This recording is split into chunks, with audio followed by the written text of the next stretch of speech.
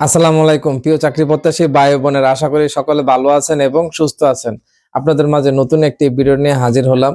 আর যারা ভিডিওটি দেখছেন অবশ্যই আমার এই চ্যানেলটি সাবস্ক্রাইব করে রাখবেন, আর যারা ইতিমধ্যে সাবস্ক্রাইব করে রাখছেন তাদেরকে অসংখ্য ধন্যবাদ। আজকে আমি আলোচনা করব 46তম বিসিএস নিয়ে। যারা 46তম বিসিএস এর আবেদন করেছেন, প্রিলিমিনারি পরীক্ষা তাদের তারিখ প্রকাশিত হয়েছে। প্রিলিমিনারি পরীক্ষা হবে 9 মার্চ। 9 মার্চ শনিবার। এবারই ব্যতিক্রম হচ্ছে, প্রতিবারই আপনারা দেখবেন গত বিসিএস গুলিতে প্রতিবারই শুক্রবারে পরীক্ষা নিয়েছেন। আর এবার কিন্তু শনিবারে 9 মার্চ শনিবারে 10টা থেকে 12টা পর্যন্ত 2 ঘন্টা ব্যাপী প্রিলিমিনারি 200 মার্কের পরীক্ষা হবে। আর সেই তারিখ প্রকাশ করেছেন বিপিএসসি। আর আপনারা ইতিমধ্যে জেনেছেন। আর যারা প্রিপারেশন নিয়েছেন, যারা 200 মার্কের পুরোপুরি প্রিপারেশন নিয়েছেন, তা তো অবশ্যই ভালো প্রিপারেশন। আর যারা এখনো পুরোপুরি করতে পারেননি তাদেরকে বলবো, আপনারা 155 বা 150 প্লাসের টার্গেট নিয়ে আপনারা এগোতে পারেন।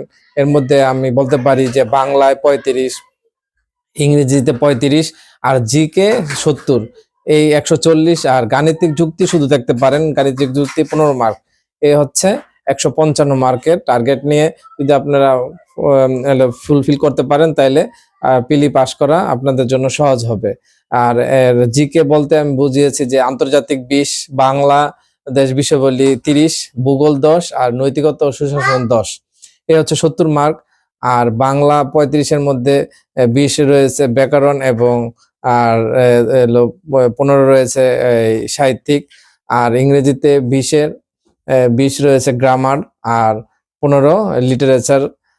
হচ্ছে এই বাংলা আর ইংরেজিতে 70, আর জিকেতে 70, 140, আর গাণিতিক যুক্তিতে 15, 155। এই 155 টার্গেট নিয়ে যদি আপনারা পড়াশোনা করতে পারেন, শেষ মুহূর্তে বলবো অবশ্যই আপনারা পিলি পাস করবেন।